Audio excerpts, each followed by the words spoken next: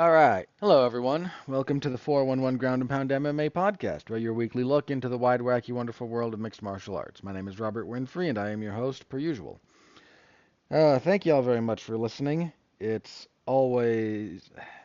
I don't get hung up on the numbers, but I do occasionally, if I look at when I look at them, which is I don't know, every other week, give or take. I actually look at them because otherwise it's going to start consuming my life, and I don't need that. I can see when different bumps when some new people come along, or I assume it's new people. It's weird. The site I use is just a little weird, but so thank you to anyone who's new or new for the first time. I mean, whatever floats your, however that works. So thank you very much. On the agenda this evening, we have last night UFC on ESPN Plus 103 or UFC Vegas 99 if you prefer. Um, in some respects, better than I thought it would be on paper. In a few other respects, not so much, but we'll get to all of that. Then we have to preview UFC 308. I imagine that's going to take the lion's share of the podcast. You know if that's true or not already because you can see the the length and the timestamps and everything, and I'm sitting here just, you know, doing my thing. So, yeah, that's my hunch because 308 is a pretty big deal. It contains like the best fight you can make in MMA, so there's that. Little bit of news, not a lot. I will have some thoughts on the PFL event that took place on Saturday. Um, yeah, and again, then just like whatever news has kind of struck my fancy. Been kind of quiet. So we'll see. Might just a few rapid fire things. I don't have any major points listed out, so. That's where we are. Anything you can do to interact with the product is always appreciated. Like, comment, subscribe, star rating, written review, sharing us around on your social media platforms of choice or in your social circles if you do that with real human beings that you know in your real life, which that must be nice. Really must have that kind of a social circle. I don't have one. It's depressing. But you're not here to be depressed. All right. Or are you? You know what? I should not assume your motivation. I don't know how depressing this podcast is, but if that's what you're here for, then clearly you're probably getting at least some of that. All right. That out of the way. Let's move on to the event, shall we? So UFC on ESPN Plus 103. How did we do prediction-wise? 7-4. Two of these I really should have got. Font over Phillips. Feel like I should have seen that one coming. I mean, I said last week that Font at plus 300 something. Horrible odds.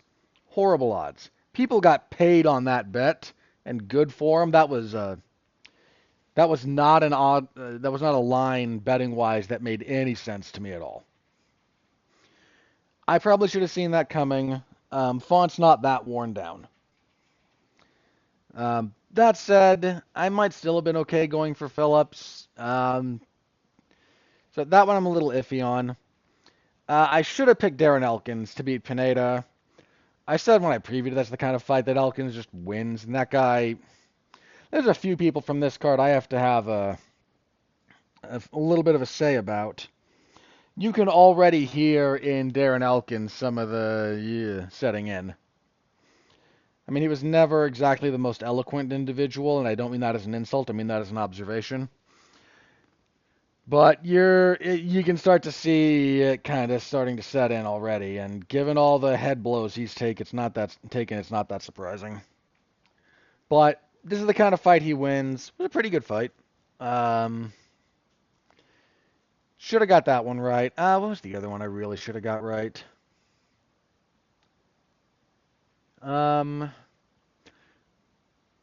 I picked Martinez over Ardolian mostly to pick an upset. I think had I thought more about that, I would have swapped that pick with the Lane into Spain one because if I was going to pick an upset just to pick an upset, well, one, it should have been Font if I was going to just pick an upset to pick an upset. But two, if it was going to be one of those earlier fights, it really should have been the guy taking on the almost meme heavyweight fighter. So, not my best pick there. I did pick Smotherman over Hadley. You might be asking why? Because I didn't pick Hadley the first time. So I just kind of let that one ride against Hadley. Shot, not too shocked that Smotherman won. Um, Mostly because I have not been all that impressed with Jake Hadley thus far. But man, he really like that wasn't a terribly. I'm not saying it was an uncompetitive fight, but there was not a lot of doubt about. There was no doubt whatsoever about that one. I shouldn't hedge my bets there. No doubt. Um. So yeah, flip a few of those around. I have a much better night, but I'm okay with 7-4.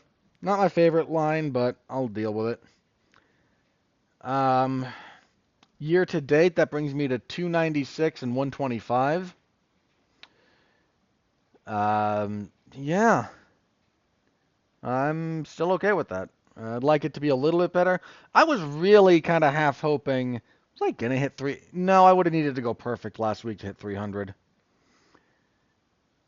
Still, I think if you'd sat me down and asked like, how would you like to be by the time end of October starts rolling around, I would have liked to have been at 300, correct? And I'm 4 off of that.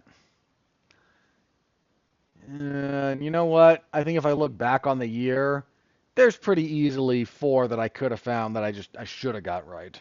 But that's enough about that side of it. That's where we are on that. All right. As for the fights themselves, in the main event, uh, what are you going to say about this one? Anthony Hernandez beats Michel Pereira via TKO elbows, basically 222 of the fifth. Pereira comes out, and he's actually got a good first minute. He bothers Hernandez with a body kick. Um, Lands a couple of good follow-ups against the fence, backs off, lands another one.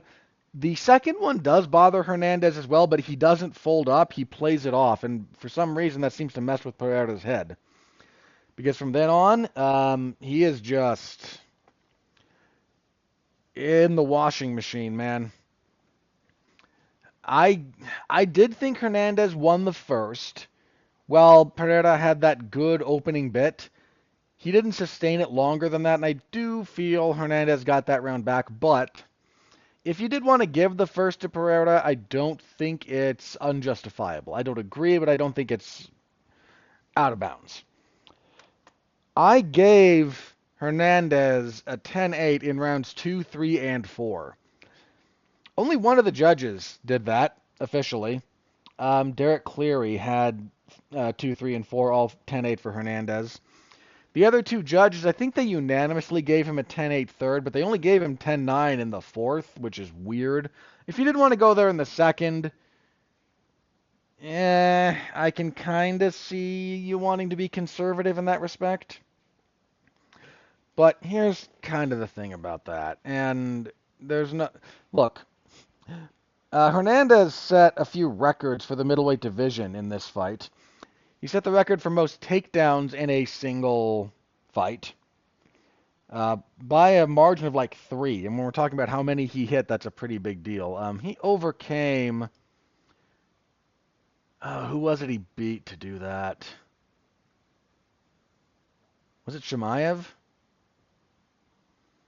I think it was Shemaev he overtook there. More troubling, if you're a Pereira fan, he bettered the significant strike differential from one of the most a truly historic beating. If you've never seen the fight between Rich Franklin and David Loiseau, David Loiseau was never the same after that fight. The differential, not total number of strikes from Hernandez, though I think he did set that record too, but the difference between Franklin and Loiseau was 160, I want to say. And between Hernandez and Pereira, it was 190. Let me see.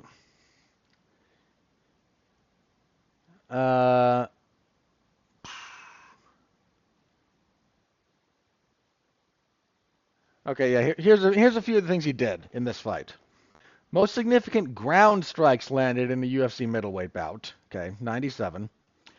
Most takedowns attempted in a middleweight bout, 29. So he surpassed. Again, I think he beat Chimaev for that, but don't quote me on who he surpassed. That's also the fourth most takedowns attempted in a bout in UFC history.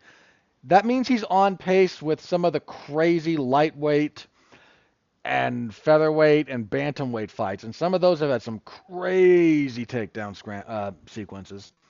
And the largest striking differential. Okay, I was wrong. Sorry, I was getting some of my numbers mistaken there. But he does have the largest striking differential in a UFC middleweight bout at plus 128. He landed 128 more strikes than Michel Pereira landed. That's nuts. I mean, the stat line that came out of this is absurd. Let me see if I can bring up the official stat line here. I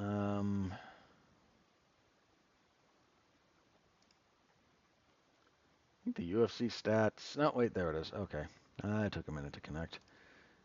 All right, so we go by round, right?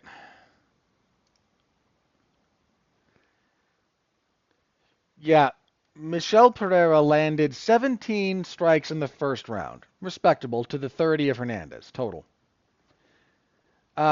After that, he never lands double-digit strikes in a round. Significant total, not even breaking it by significant total. He lands 2 in the second, 4 in the third, and 5 in the ninth, and then 1 in the fifth before he gets finished. I mean, and if you've got Hernandez, total strikes 30 in the first, 47 in the second, 64 in the third, 48 in the fourth, and 30 in the fifth. I mean, his control time was absurd too. He had 3 minutes and 18 seconds in the second round, 4:17 in the third, 4:35 in the fourth, and then 2:07 of the 2 minutes and 20 some odd seconds the fight went in the fifth. Just insane. Uh, Insane output. That man's motor is nuts, especially for someone his size.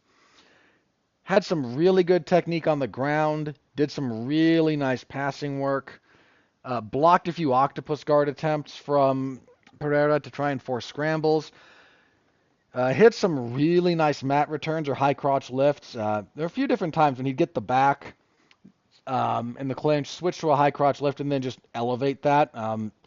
Bilal Muhammad did that to Leon Edwards a few times in their title fight. Not as much emphasis on it from Hernandez, but he did hit that a couple of times. So much work from the ride. He uses a lot a specific ride that Ben Askren refers to as the assassin. If you use it in wrestling, it actually sets up a pin very, very easily. If you use it in MMA, it transitions into either the seated arm triangle or the anaconda choke very, very easily. And if you feel like you're losing that, you can just go back to the ride, punch a few more times, adjust the grip, however you want to do that. Just battered Pereira. I'm sorry. Pereira didn't get cut until the fifth round, and that's a minor miracle. He got just smashed. As I mentioned earlier, I was 10-8 all three, those last 3 rounds before the fifth. Total dominance from Hernandez. Outside of that one scary moment in the first, that man is durable. He is determined. He is technical.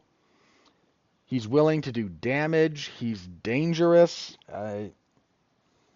He is more than ready to start fighting guys ranked above him. I imagine not a lot of them are eager to sign the dotted line for that fight, but that's what he should be doing next. He is He is kind of a force. That guy is someone to pay attention to in this division. It is. Uh, I don't. The loss hurts Pereira. I mean, anytime you get beat up that badly, it's gonna hurt. I still think he's probably gonna do some good work at middleweight, but I mean, partially because I don't know how replicable what Hernandez does is by someone else. Someone else is gonna try. Um, but Pereira at middleweight is still a very dangerous fighter. Just Hernandez is. I'm not going to say future champion, but he might be, and it would not shock me at this point. Get him a guy ranked very highly. I saw some people floating. Dude, he's the one who should be fighting Chimaev, if we're being honest. So if the Chimaev-Whitaker fight falls apart, get Chimaev and Hernandez together, if at all possible. That would be a crazy fight. But he should be fighting somebody definitely ranked like in the top 10. He's put together a really good win streak. Uh, Shut off some pretty good striking too. Some really good punches into the clinch. He actually in the first round, I think it was, hit the Andy Hug tornado leg kick. If you've never seen that, it's a spinning heel kick, but to the thigh. Andy Hug used it on occasion, and in fact scored like the most emotional win of his career with it. Hernandez hit it a few different times on Pereira.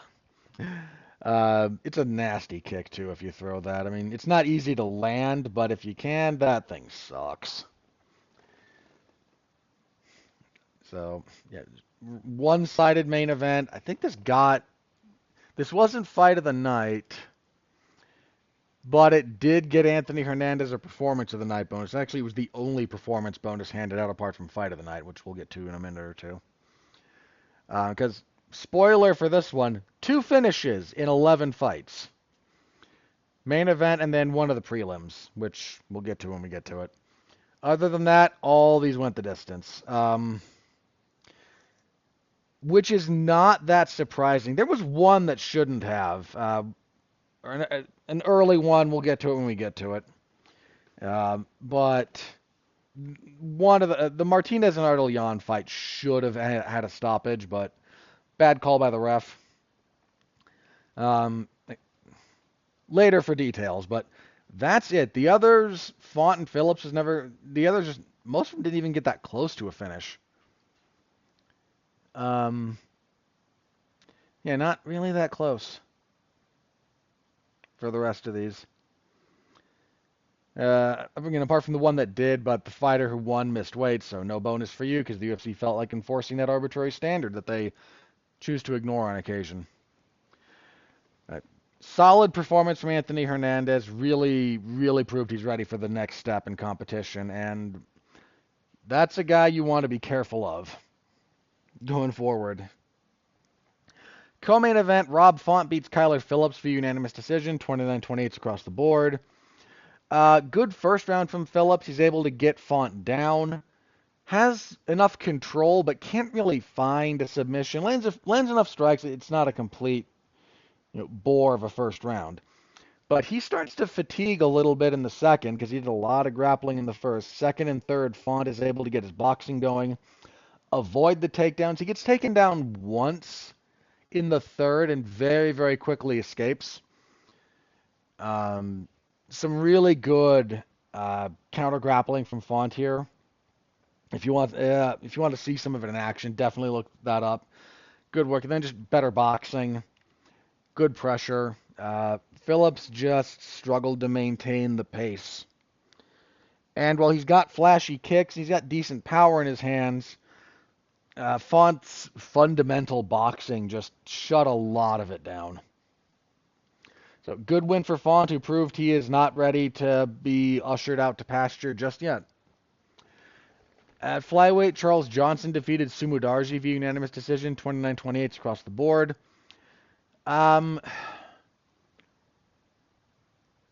Johnson, while he won this fight, This did kind of lay bare, I think, a few issues in his game. He does a lot of... His game is mostly counter wrestling. And a lot of his striking relies on being the bigger man. He wasn't the bigger man here, and it hurt a lot of his striking. Sumudarji did some really nice jabbing. He had a really nice, technically a reverse Sumigashi off of a takedown to get back up. Not enough to win the fight, ultimately. He got dropped at one point, just got a little bit turned around on an exchange, and when he turned back around, Johnson cracked him with a right hand. I think this is the first two for Johnson and the third for Sumudarji, because Johnson started fading a little bit down the stretch. When he can anti-wrestle, Johnson's gas tank is formidable. But he didn't have a lot of teep kicks here because of how Sumudarji was moving and a little bit the stances. And him trying to deal with a longer flyweight, it messed with his game a little bit. He still gutted through, still got the win, so credit to him, but Sumudarji actually looked pretty darn good even in defeat here. Bantamweight, Cameron Smotherman defeated Jake Headley via unanimous decision, 130-26, 229-27s. The 10-8 in question comes, I believe, it was the second round. Second round, right? Yeah. By the time we get around to the second round, there's a groin kick and then an eye poke. And pretty bad eye poke, all things considered. So the point deduction, completely okay with.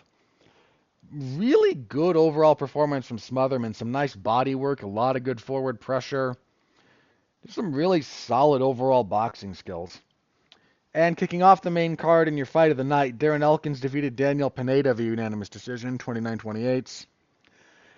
Pineda kept jumping for a guillotine, and that's a really poor decision against Darren Elkins. Actually, Pineda was the first one to bleed, which is a little bit odd in an Elkins fight. But he ended the first round on top, dropping some elbows. He just faded a little bit due to the pace that Elkins puts on him. And Elkins is a very stubborn grappler. Even if he winds up in bad spots, he never really concedes the position. He always keeps trying to force more wrestling. And it was enough to kind of grind through the fight. No issues with this being fight of the night. This was a bloodbath.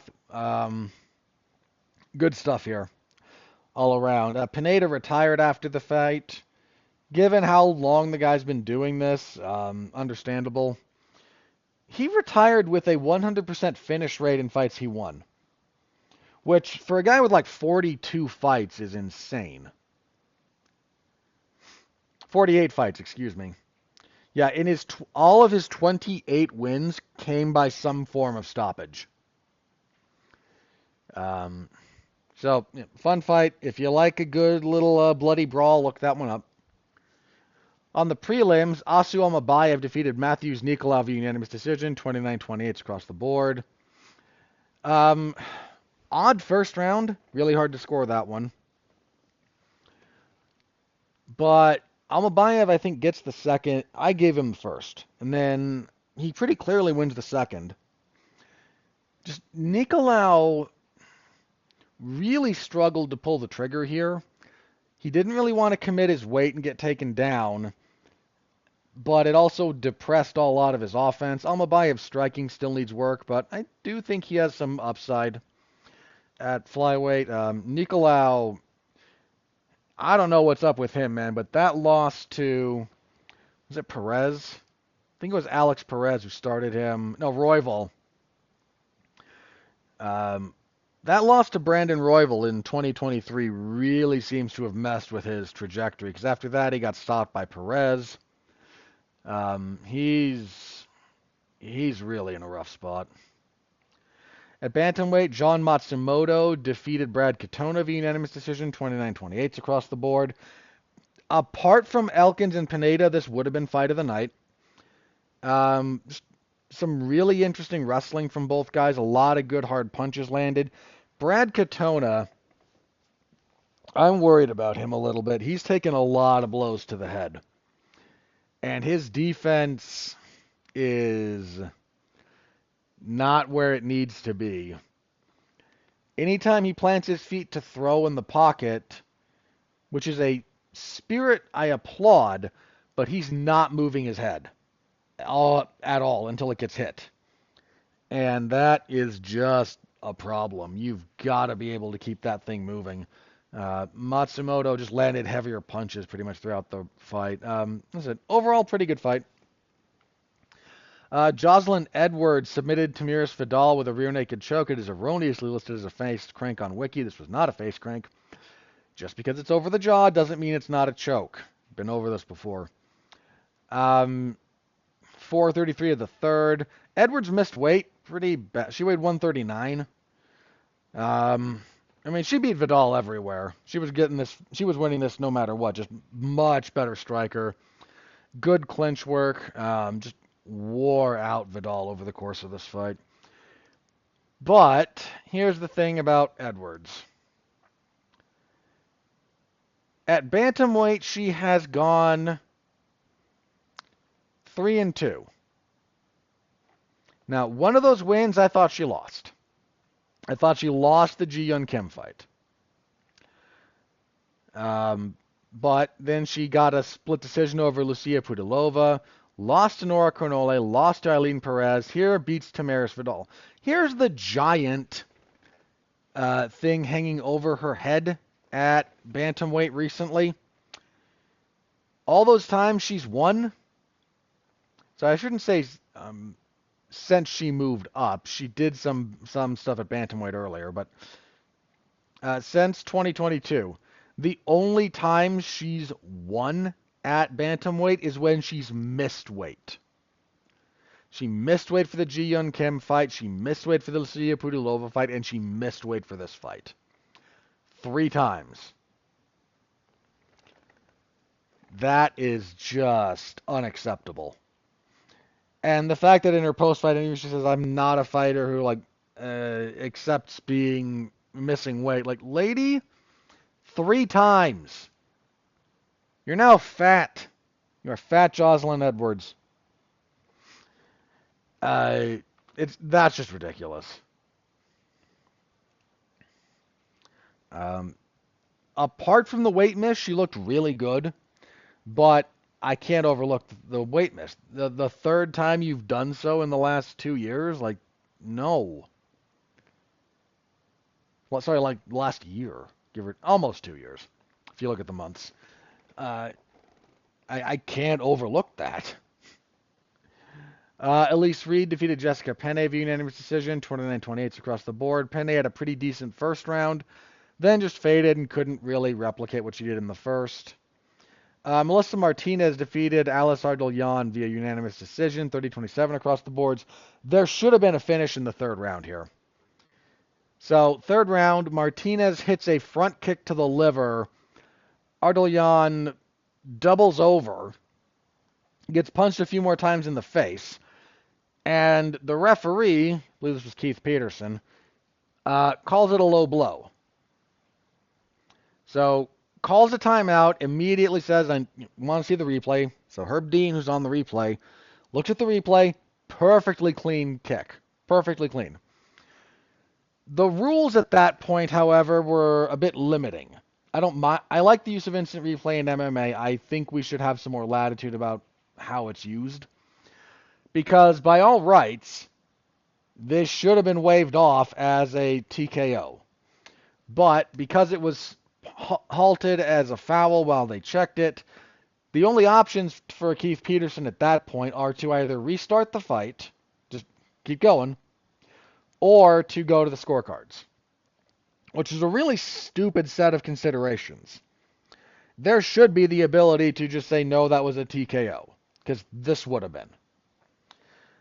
Instead, they restart, so they keep fighting. I'm going to throw a little bit at Martinez here, because I don't think she went back to the body in any meaningful way after the restart. I understand that enough time has kind of gone by that you don't want to go to it right away, but ignoring it entirely after you so badly hurt her to the body, bit of a decision-making flub there. And kicking off the card, Austin Lane defeated Robelis to Spain via unanimous decision, 29-28 across the board. This fight sucked. No two ways about it. Fight sucked. Despain needs a better team around him, or he needs to. There might be a team issue. Let me start there. I hate to cast aspersions on the man's work ethic. I really do, because that would require a lot of very specific interactions that I have not had. I'm going to say this did not show all that much meaningful improvement from the last fight when this same thing basically happened to him. And that's a problem. So whether that's his team, whether that's him, which I shouldn't say this isn't a work ethic thing because I don't think he's lazy. But he does not like the grappling aspect of this. And the fortitude to do that anyway it can be a very difficult thing to come by. So I don't know if that's what's missing. I don't know, but for this to happen twice in a row, and look, happened to Waldo Cortez Acosta, okay. He's actually a decent-ish prospect. Dude, you're getting out wrestled by Austin Lane, a guy who hadn't won in the UFC. My man, there are some assumptions about how your fights are going to go that you need to check, that you need to reorganize, because if you're not ready for this, you shouldn't be here.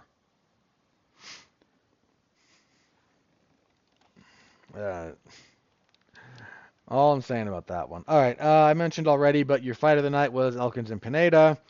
Performance went to Anthony Hernandez. I wish they would have thrown a secondary fight of the night for Matsumoto and Katona, but that's just me. All in all, there was a rough stretch of fights there for the record.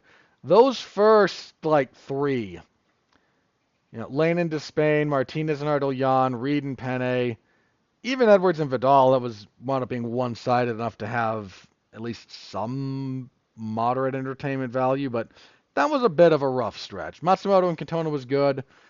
Almabayev and Nicolau, the first round was kind of a throwaway for both guys. 2 and 3 were okay. Main card was all right. This was not great, but this was not once it got going, this was not an awful card.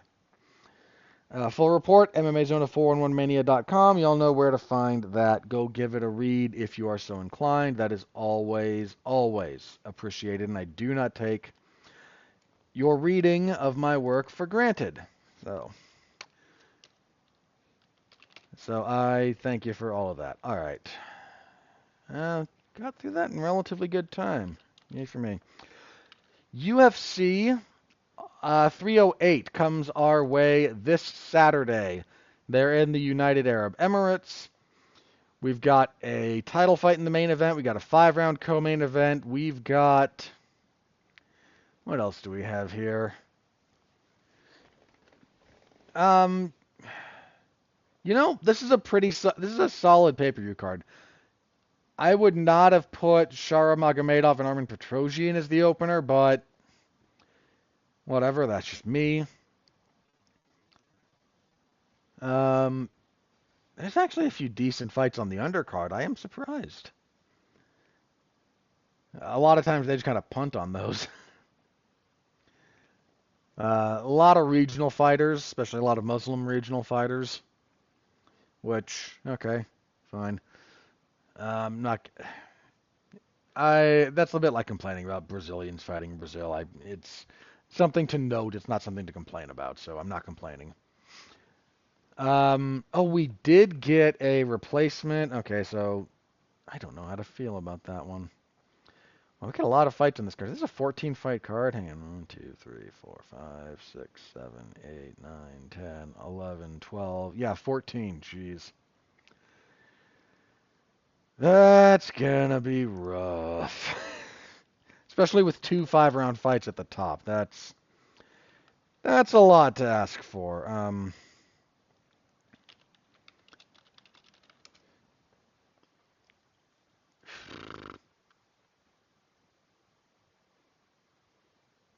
And oh, geez, we got an early start time for that. They're doing this prime time in Abu Dhabi, I guess. So that's starting at like 10 a.m. in the East. Good to know. Good to know. Uh,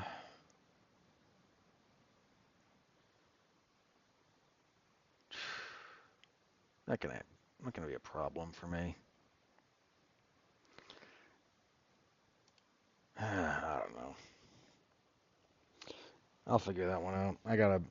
That next Saturday's just a thing, so I don't know. I'll hash that out later. Okay, anyway, so early start time for those of you keeping track of that. I already mentioned it, but I'm gonna mention it again. The main event for the featherweight belt, one of the very best fights you can make in all of MMA. Featherweight champion Ilia Topuria, fresh off knocking off Alexander Volkanovski, goes for his first title defense against the former featherweight champion, the surefire Hall of Famer, the BMF belt holder, for whatever that's worth, Max Holloway. What are you going to say about this fight, man? What a great fight. Holloway rebounded pretty nicely after that third loss to Volkanovski, which was really, I hate to say it's a low point for Max, but it's almost I had never seen Max blanked before. And Volkanovski shut him out 5 rounds to nothing. That was the high water mark of Volkanovski, and I say that as that was his masterpiece, man. That was a thing of beauty. Since then, beat Arnold Allen, beat Chan Sung Jung, and beat Justin Gaethje, knocking out the latter two. Gaethje up at lightweight in probably the knockout of the year, because that thing was sick. Max has been kind of pushing back on the notion that he's the old man in this fight, and fair enough. He's not old. He's only 32. Almost 33. 33 later in December. But in fairness to the Max's, he's not old, but he's got 33 pro fights, and I think 29 of them are in the UFC. Yeah, he came into the UFC 4-0. So that many UFC fights, and his UFC debut was in 2012, so he's been here for 12 years. Okay, you don't have to be old age-wise to be old in the fight game. And I appreciate Max pushing back on that because I do think it deserves to be said that he's not old. And some of his recent performances, man, he is really pushing back on you know what, I may not quite be what I used to be, but I've adjusted bits of my game, and I am still that guy. And in fairness to him, the results do indicate that. I mean, his only losses at featherweight since 2013. So for 11 years, the only guy to beat him at featherweight was Volkanovski.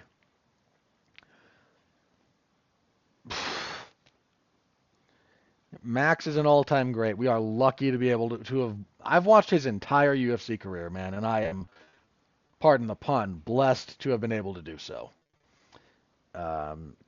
He is wonderful. Here's the thing, though. He's fighting an incredibly talented fighter whose skill is going way under the radar. Ilia Topuria is a dangerous man. He's only been the distance twice. His UFC debut went all 3 rounds, and the fight with Josh Emmett went all 5. And he put a beating on Emmett over those 5 rounds. He's coming off of knocking out Volkanovski, and anybody downplaying that because, well, he did get knocked out by Makhachev. I'm not saying the Makhachev knockout didn't matter. I'm saying if you think that's the only reason Volkanovski lost that fight, you are sadly mistaken. Volkanovski has some very good ideas in that fight. He does pretty darn well. I think I gave him the first round, actually, if memory serves, but don't quote me. But Topuria just figured out some of what he was doing, didn't give him a chance to readjust, backed him into the fence, and lowered the boom. Max's footwork is a little bit different than Volkanovski's, so I don't... This is one of the things about this. Topuria's offense in open space is very good. His offense, if he's got you near the fence, is lethal. Open space, super dangerous. Don't let anyone tell you otherwise. But where it really becomes fight ending, where it really becomes, it really comes alive, is if he's got you behind the black line near the fence. That's where his offense is really, really super potent.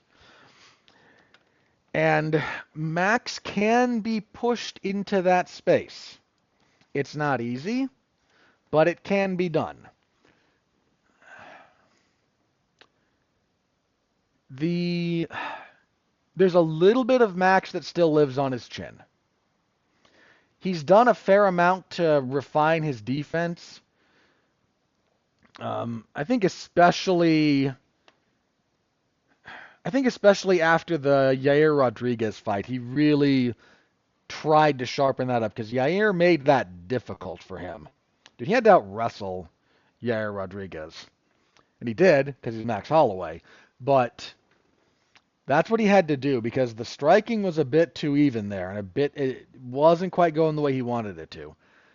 So he refined a bit of his defense. But there's a bit of him that still kind of lives on, I've got the best chin ever. And to be fair, when the only time you've been knocked down was briefly by Justin Gaethje up at lightweight, and even then, I think he got dropped, but he got right back up and kind of got back to work. That man has an all-time chin. Just needs to be said. It doesn't get said enough. It definitely is. But that does provide openings. And it's weird to say this about a guy who just went, into the very last minute of the fifth round last second of the fifth round with Justin Gaethje and was not meaningfully hurt in any of those real exchanges. But I think Topuria probably is going to land on him, and he probably is going to hurt him at some point. It's not that Topuria punches harder than Justin Gaethje. I think Gaethje probably does punch harder. But a weapon is only as good as its delivery system. Ilia Topuria's delivery system is better than Gaethje's. Topuria is very good about his footwork. He's very good about the combinations he throws. He's got serious power, and he's very good about hitting you when you don't see it. And that adds up to a lot of problems, to say nothing of how the wrestling might go. Topuria's grappling is quite good. Because people fixate on his boxing, and I'm not even saying that you shouldn't, because it's very good, but his grappling is a little bit underappreciated, and Max is incredibly difficult to get down. He's incredibly difficult to keep down. So I am not saying that is an easy path to victory, but I wouldn't be shocked if Topuria mixes that in because I think he has a grappling advantage. Now, that's predicated on being able to force things to the mat for extended periods of time, which is not easy, as I mentioned. Very, very difficult to do against Max. His takedown defense against the fence in particular is exceptional. He never concedes bottom position anymore. I can't remember the last time Max Holloway was like legitimately had a prolonged battle on the mat. Um, he did a lot of the offensive wrestling against Rodriguez, but taking down Topuria is not the same as taking down Yair Rodriguez. Yeah, he's not. Max has just done a great job of shutting down wrestlers more than engaging in prolonged mat battles in any kind of capacity. I think Topuria might be able to force some of that here. Um,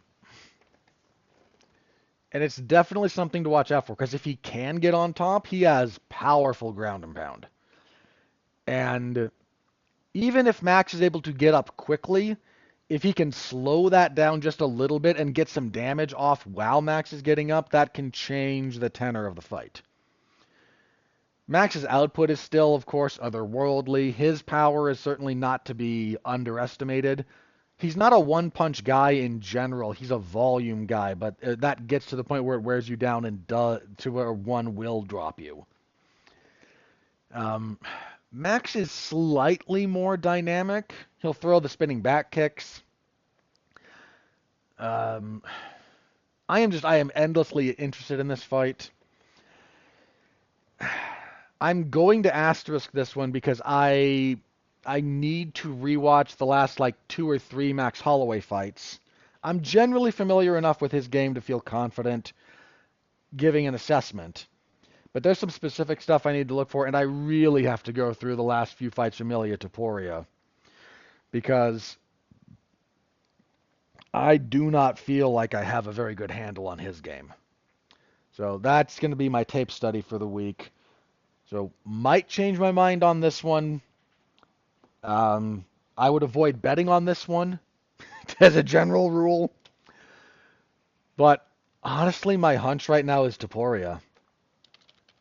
And that is insane to say. For a while I said I don't pick against Max very often, and I don't, but I did against Gagey.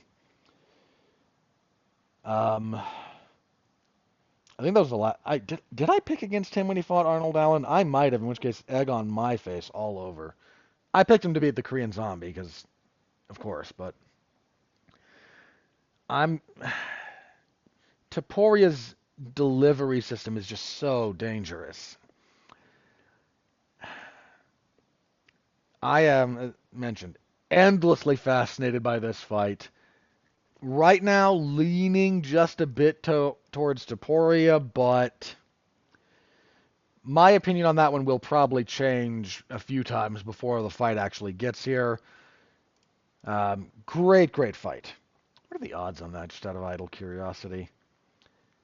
Ooh. You can get Max at almost plus 200. Ooh. That's asking for a little bit of trouble there, having to pay out 2-1 on Max. Just throwing that out there. All right, co-main event, also 5 rounds. Khamzat Chimaev and Robert Whittaker. If this were 3 rounds, I would be more tempted to pick Chimaev.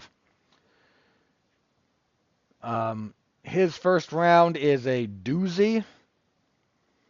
It really is. And he could very well win this fight, but 5 rounds with Robert Whittaker is a lot. And Chimaev does not fight at a sustainable pace. He just doesn't. He throws everything he has at you, and that lasts about 7 minutes. And that was before his really bad COVID battles. So Chimaev is the favorite. I'm picking Whitaker. He might lose, but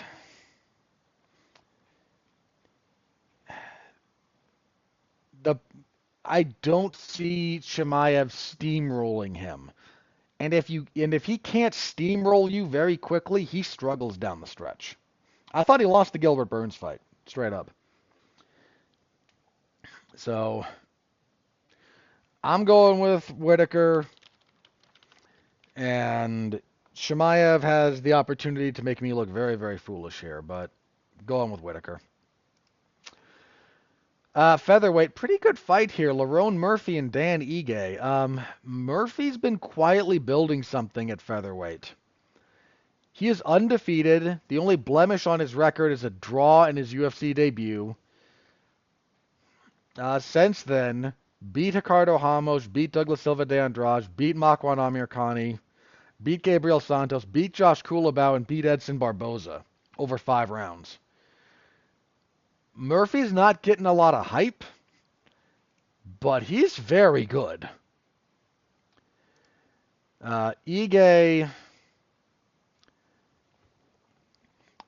been a little bit up and down. Now, some of those losses, Chan Sung Jung, Josh Emmett, Movsar Evloev, Bryce Mitchell, Diego Lopez. I mean, the Lopez fight almost I'm not going to count against him, all things considered. He knocked out Andre Fili, knocked out Damon Jackson, and he beat Nate Landwehr. Good wins. He's kind of playing gatekeeper here to Murphy. And Ige's got a lot that goes for him, but his offense is pretty good. In fact, he outlands a lot of people that he fights. He just gets countered, and people with more power have given him a lot of problems. Murphy's a very good, well-rounded fighter. I need to see the stat line on these two real fast. Murphy 5'9", 5'9" at bantamweight. That's a tall dude for that weight. Sorry, this is featherweight. Still taller for featherweight. 73 inches of reach. Ige 5'7", 71, so 2 inches both ways for Murphy. I actually am going to lean Murphy here. I like Dan Ige. I certainly am not trying to disparage him, but Murphy's getting more overlooked than I think he should be. I don't expect necessarily fireworks out of this fight. That's not really how Murphy fights. But he's developed a style that is very, I mean, thus far he's never lost. Ige is going to put that to the test, but I think it's a passable test for Murphy. Let's see. Next, light heavyweight. Interested in this one, actually. When was the last time I said that about light heavyweight? Magomed Ankalaev and Alexander Rakic. Ankalaev only has one loss, his UFC debut against Paul Craig. Has a draw and a no contest thrown in there along the way. Most recently knocked out Johnny Walker. There was a time when Ankalaev felt like the next guy at light heavyweight, and then he had that draw with Blachowicz, and then he brain farted when the first Johnny Walker fight, which went to a no contest after he kneed him illegally. There's a lot of talent in Ankalaev, but man, does he make bad decisions. And then there's Rakic, who is a pretty darn good fighter. He's a big guy for the weight class. He's 6'5". He's got ability. The knee injury against Blachowicz really set him back. And then he gave Jiri Prochazka problems, hit him a lot, but Prochazka was just able to absorb enough of it to land a counter and eventually get him out. But, Prochazka, who does not understand the concept of defense. Ankalaev is the logical choice here. I think he's the favorite too, right? By a decent you're putting him at like minus 400. I don't think he's that big a favorite. I'm going to pick Rakic here just for the heck of it. I might have been known to do silly things like that.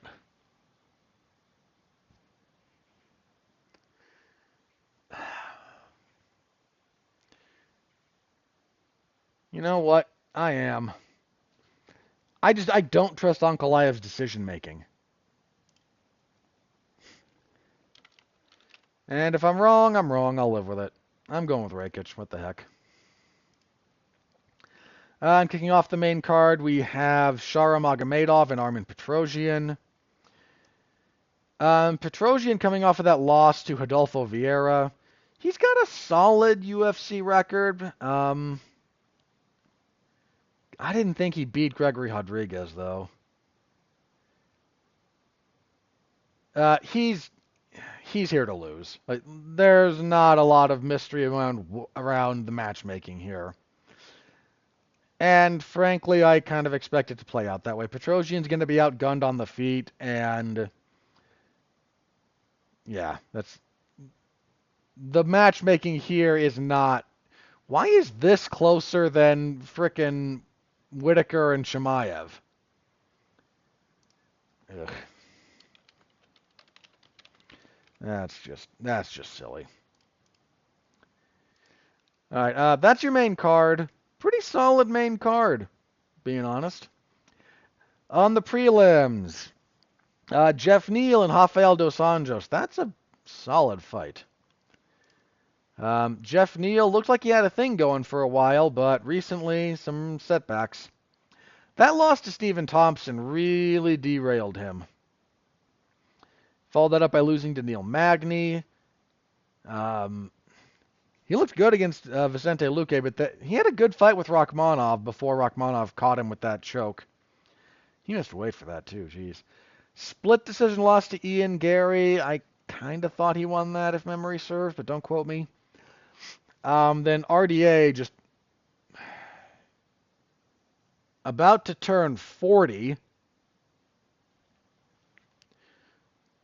In fact, he'll be 40 by the time this fight rolls around. Jeez. I mean, what do you say about RDA? Forgotten great. Tough two-fight losing streak to Vicente Luque and Mateusz Gamrot. He's back up at welterweight. Dos Anjos starting to look a little shop-worn.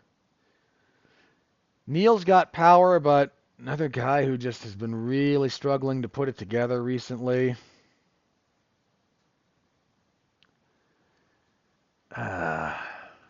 The 40 line for Dos Anjos is a big one. Yeah, let me go with Neal.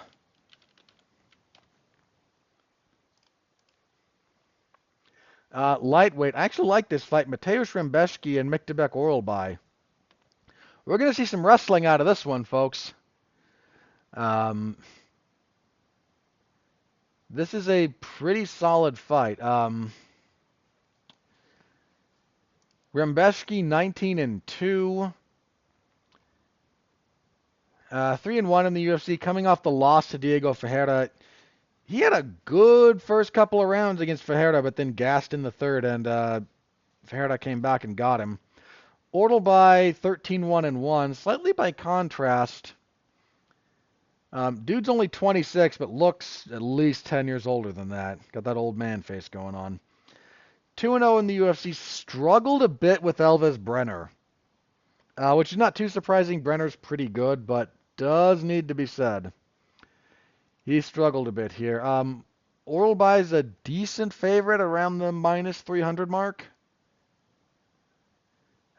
The gas tank for Rebecki's a problem. And Oralbai, I don't think, has that same problem. So I'll go with him. But I expect some fun wrestling out of that one. Bantamweight, Daniel Santos and Said Nurmagomedov. See, Said. Only losses in the UFC are to Hani Barcelos and then Jonathan Martinez.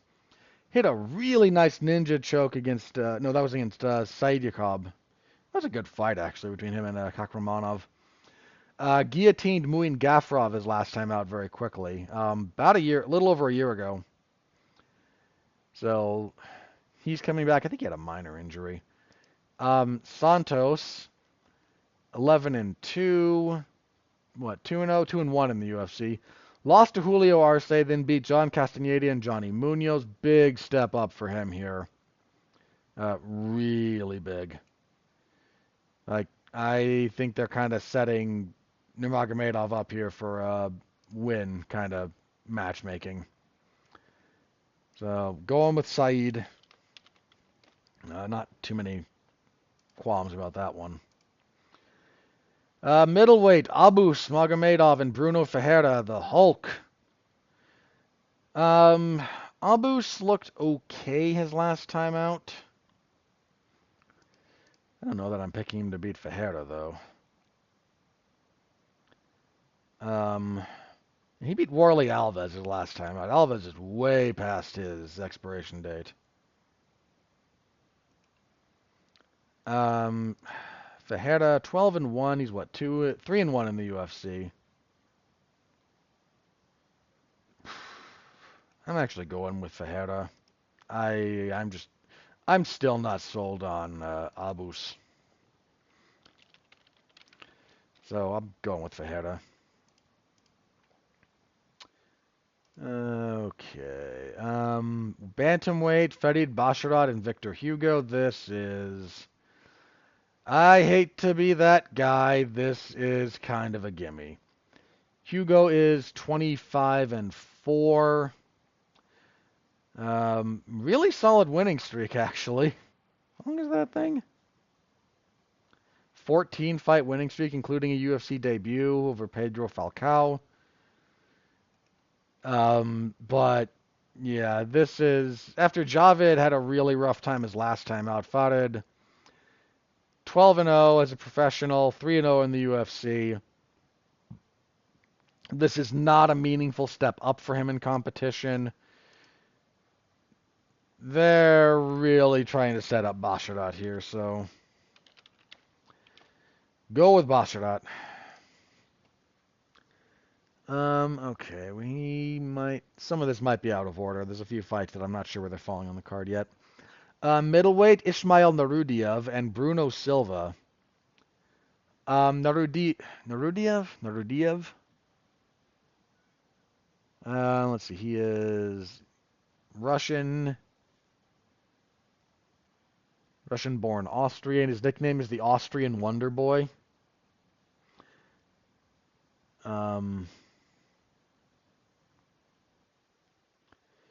Anyway, Narudiev coming back to the UFC, actually. He had a, 2-2 run from 2019 to 2020.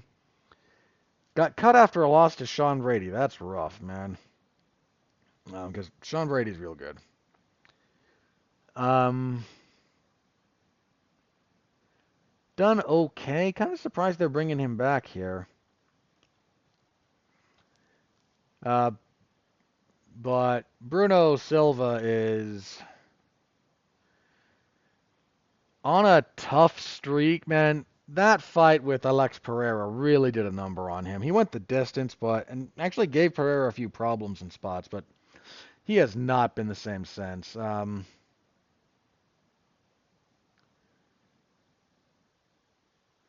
Coming off that weird fight with Chris Weidman, yeah, that one was weird. This is a weird fight. Now that I'm looking at it, this is actually kind of a weird fight. I guess I'll go with Narudiev. I guess. I don't know. That's a weird one. Light heavyweight, Ibo Aslan and Rafael Secria. I am going to butcher that gentleman's name.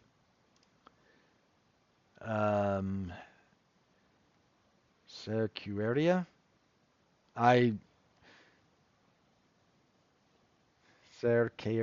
Secaria? I'm going with Secaria until I hear it pronounced, and I'm just going to apologize. To anyone who's listening who speaks Brazilian Portuguese who is yelling at me about how to properly pronounce this. So Rafael Sequeira is 11-0 coming into his UFC debut. Has he beaten anyone that you might recognize? That I recognize? Not really.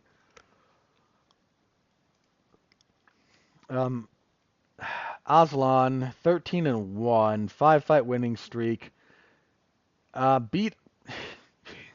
Gave him Anton Turkalj in his first fight, and then even then, man, took until the third round. Another one feels like a little bit of a setup. Sequeira might make this interesting, though, in fairness, but I'll go with Aslan just because I think that's the way the wind is blowing. Okay, we also have at heavyweight Kennedy Nzechukwu and Chris Barnett. This was supposed to be Nzechukwu and Tafa, right?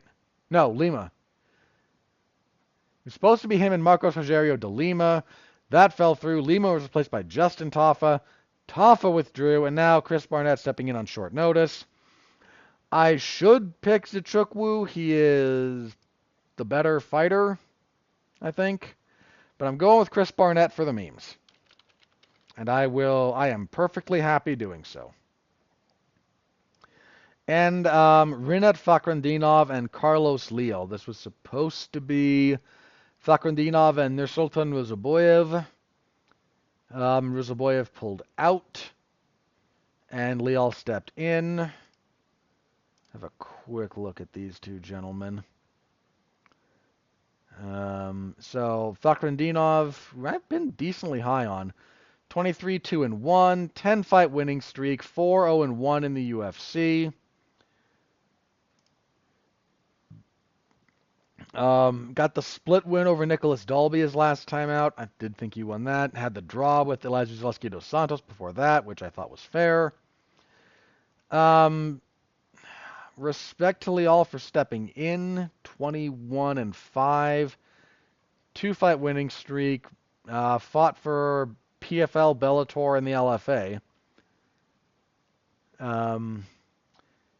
You might have seen some of his PFL fights. He lost twice to Sada Boucy. Has wins over David Zavada and Delano Taylor. He beat Ray Cooper III, actually, in 2022. I recall that being a little bit of an upset, but don't quote me. So, not a gimme stepping in on short notice, but I have a hard time picking against Fakhretdinov. So, we'll go with him here, and believe that is where we are going to stand on this one. Let me see if that's been... See if the odds on that would have been updated or not. No, not really.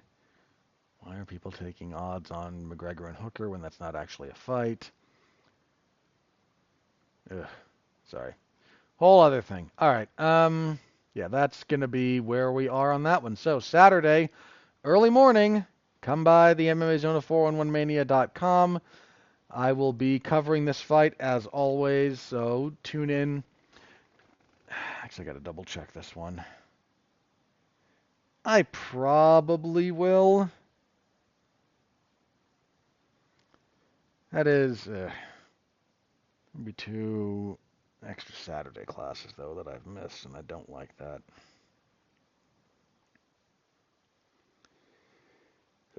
I'll figure it out. You know, if this wasn't UFC 308, I probably would just skip it and do it later, but I don't know that I can skip this one. I don't know. I will hash that out. I'll figure it out. Okay. One way or another, we'll handle that. All right, sorry. Didn't mean to sidetrack you with my scheduling. Let me talk briefly about PFL. So they had their Battle of the Giants. That was Francis Ngannou's return to MMA against Renan Ferreira. And Ngannou ran him over pretty decisively. Got a quick takedown, moved to the right, and just dropped bombs. A friend of mine, Andrew Graham, showed me sent the clip to me. One I hadn't seen, a cage side clip. And I believe what he said was, I've seen airstrikes that are less violent. Um, not wrong.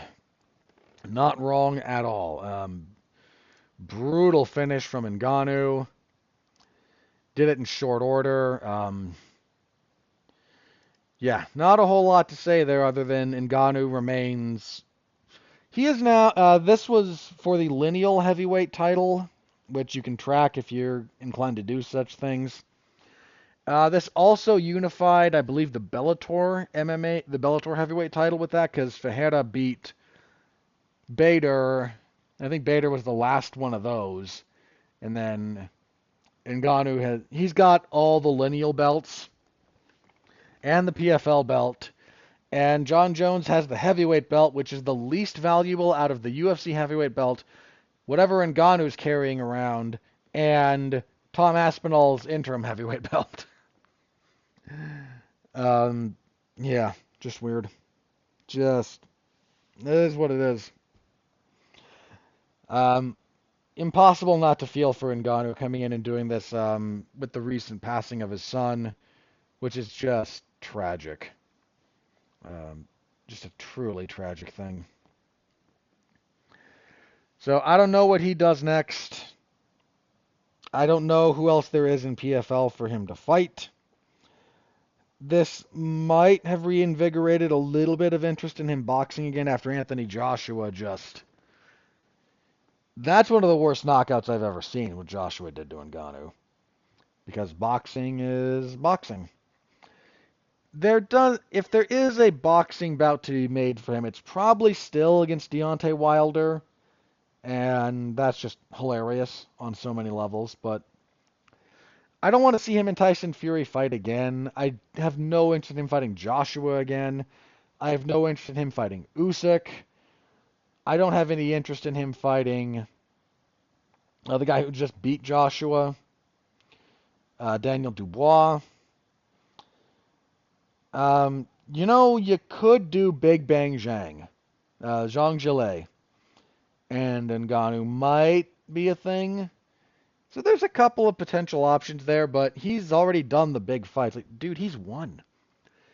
He got out of the UFC, made them look foolish, made more money in two boxing fights than he ever would have made under the UFC banner, even though he lost both of them, and one of them very badly. And then he comes back to MMA and smashes a giant to like gain the lineal heavyweight title, or to retain it in MMA at least. I have it's impossible not to admire the life story of Francis Ngannou, man. They're gonna make a movie about that guy someday. At least they should. His life story is crazy. So there was that. What else happened there? Chris Cyborg beat Larissa Pacheco. I think 4 rounds to 1 was the way I scored it. Won the PFL. I think that was their featherweight belt. Cyborg has held gold in every organization she's been in. And there was a line for a while about Jose Aldo, and I think for a little bit of time this was probably true. But that Jose Aldo's legacy got overshadowed by him losing his biggest fight. And for a while, there were always the idiots who, anytime you talked about Jose Aldo, especially if it was complimentary, would come in and do the LOL 18 seconds bit. And these are not people to be taken seriously, but they did it. I think time has been extraordinarily kind to Jose Aldo, and thankfully a lot of those Conor fans just left. They don't watch enough anymore to care. And I think Aldo's legacy, especially with what he did, like going down to bantamweight, coming back after the hiatus, his legacy is not overshadowed by the Conor McGregor loss anymore, to whatever extent it was at some point. I do think that Chris Cyborg's legacy is largely overshadowed by being knocked out by Amanda Nunes.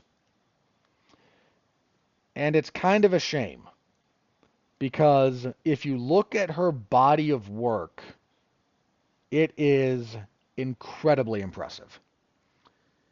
She is one of the all-time best female MMA fighters ever, maybe the best. I don't know that she ever overcame.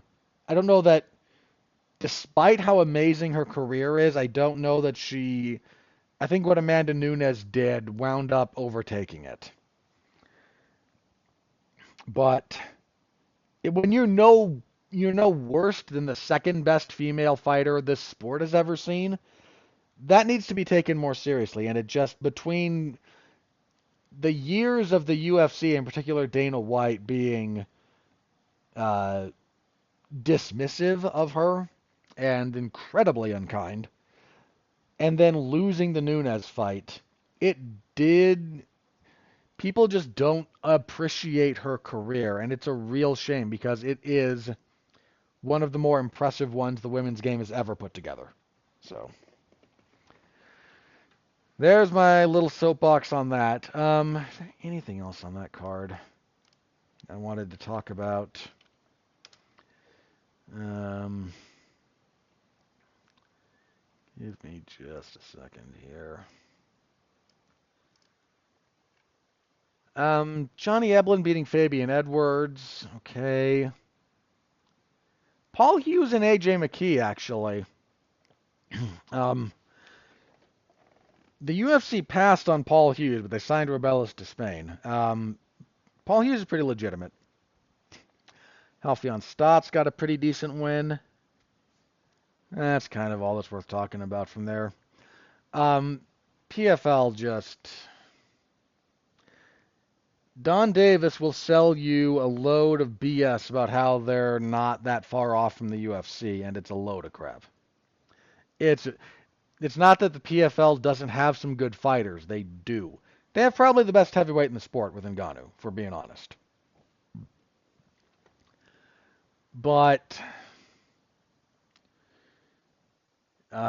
they are. He doesn't talk to fight outlets. You notice that? He talks to business outlets because he wants people to view the PFL as a financial asset that they can buy. And he doesn't care about the actual fight promotion. So there's that. Yeah, but good win for Ngannou to get back. That was his first MMA fight in almost 3 years. And the return of D1 Ngannou Nurmagomedov. Definitely still one of the very best. Man, the fact that we're never going to get him versus John Jones or him versus Tom Aspinall or probably any combination of those three is a crying shame. Just a crying shame, but there we are. All right, I think that's everything I have listed. Okay, I'm going to check the old X machine for news. If nothing new has happened, we will do plugs and get out of here. And I thought this would be a little bit longer of a podcast, but I guess if there was any other fight on that UFC 308 card that I was half as interested in, half's a bit strong. There was just not enough depth to really go into, whereas Max and Ilia I can talk about for a long time. So, all right. Let me check again, see if anything crazy is broken. If not, we'll get out of here. All right. Nope. Nothing new there, so plugs for this week. Monday, Mark Radulich and I have a slightly different Damn You Hollywood. Instead of one movie, we'll be doing a sampler of the worst streaming movies of the year. According to Rotten Tomatoes, at least. We'll see whether or not we agree with that. The list includes, but let me give you the whole list, actually, since I may as well. What do we got here? Lift, Founders Day, Unfrosted, Night Swim, Atlas, The Outlaws, Space Cadet, Jackpot, Damsel, and Uglies. Yeah, so we're going to do some kind of rapid fire stuff about all of those. I've seen all of them except Damsel. I will not put myself through that. So, tune in Monday evening for that. We'll have a good time talking about how all that went, I guess. The good, the bad, the ugly, and the otherwise. Last week, let's see, we had the last week was what? Damn You Hollywood for. There was no Damn You Hollywood last week. We had the TV party for Ash vs. Evil Dead Season 2, and I was part of a triple feature alongside Alexis Hana and Dorian Price for Apartment 7A, Salem's Lot, and Mr. Crockett. So if you want to find any of those, they're up on the W2M network podcasting setup, YouTube, wherever you listen to us. You can tune into any of that. So that's what we've got coming up this week. Also, of course, WWE SmackDown on Friday, UFC 308 Saturday. That's how that's going to go. So that's it for me. Next week, we will be back here. We will review UFC 308 and we will preview UFC on ESPN Plus 104 / UFC. No, they're in Edmonton for this one. That will be headlined by Brandon Moreno and Amir Albazi. Also present Aaron Blanchfield and Rose Namajunas. Derek Lewis, for some reason, will fight Janata Deniz. What else is good on here? Is there nothing else good on here? Charles Jourdain and Victor Henry. Okay, that doesn't suck. Ayman Zahabi and Pedro Munoz. Okay. That's a weak card. I mean, Moreno and Albazi, big thumbs up. And Blanchfield and Namajunas is a perfectly fine fight. It drops hard after that. But they will be in Edmonton, and that will be the first UFC event with the new MMA rules. Calgary. I think Calgary. Edmonton, Alberta. Both Edmonton and Calgary are in Alberta. I don't know why I did the extra step there. But I believe Alberta is done province-wide, not city by city, but don't quote me. Some of the ones in Canada are weird. The relevant body has already sanctioned the changes to the unified rules, and this one will be contested under them. So 12 to 6 elbows will be legal. You still can't hit the back of the head, though. And the definition of a downed fighter is now changed. You need a knee or, your seat to be on the ground to be downed. Hands, fists won't cut it. Elbows even, I don't think, will cut it. You need a knee or more to be on the ground to be considered downed. So how will that change things? Don't know, but hopefully everyone involved is aware of the changes. All right. That's it for me this week. Thank you all very, very much for listening. I appreciate the heck out of you. Until next time, stay safe out there and continue to be well, be safe, and behave.